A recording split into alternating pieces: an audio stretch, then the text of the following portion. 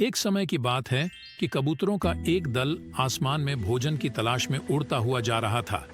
गलती से वह दल भटककर ऐसे प्रदेश के ऊपर से गुजरा जहां भयंकर अकाल पड़ा था। कबूतरों का सरदार चिंतित था। कबूतरों के शरीर की शक्ति समाप्त होती जा रही थी। शीघ्र ही कुछ दाना मिलना जरूरी था। दल का युवा कबूतर सबसे नीचे उड़ रहा था। भोजन नजर आने पर उसे ही बाकी दल को सूचित करना था।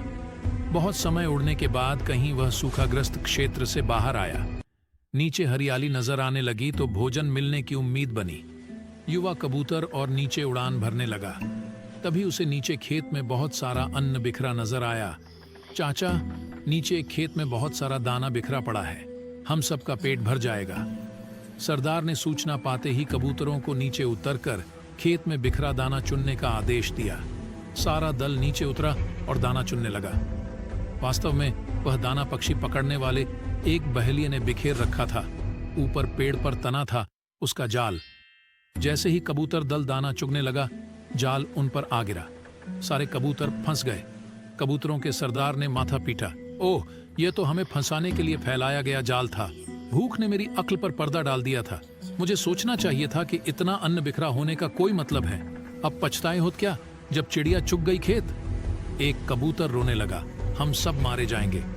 बाकी कबूतर तो हिम्मत हार बैठे थे, पर सरदार गहरी सोच में डूबा था। एकाएक उसने कहा, सुनो, जाल मजबूत हैं, यह ठीक है, पर इसमें इतनी भी शक्ति नहीं कि एकता की शक्ति को हरा सके। हम अपनी सारी शक्ति को जोड़े तो मौत के मुंह में जाने से बच सकते हैं। युवा कबूतर फड़फड़ाया, चाचा, साफ साफ बताओ तुम क्या कहना चाहते हो। जाल ने हमें तोड़ रखा है, शक्ति कैसे जोड़े।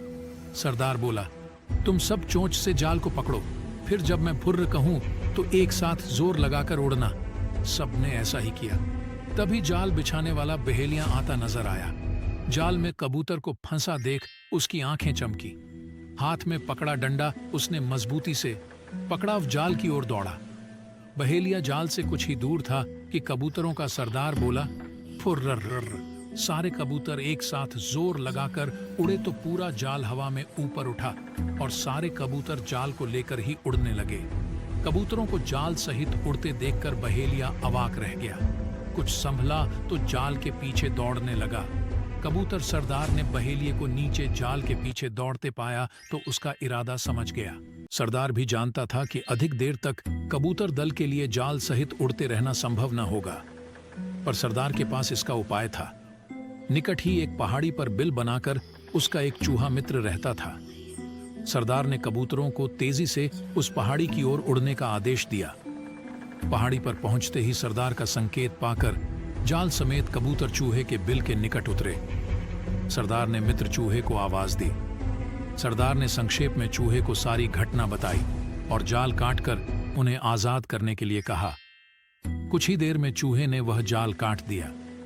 सरदार ने अपने मित्र चूहे को धन्यवाद दिया और सारा कबूतर दल आकाश की ओर आजादी की उड़ान भरने लगा। कहानी से शिक्षा। इस कहानी से यही शिक्षा मिलती है कि यदि सभी मिलजुल कर सभी एक साथ एकता के साथ रहे तो उन्हें कोई हरा नहीं सकता है।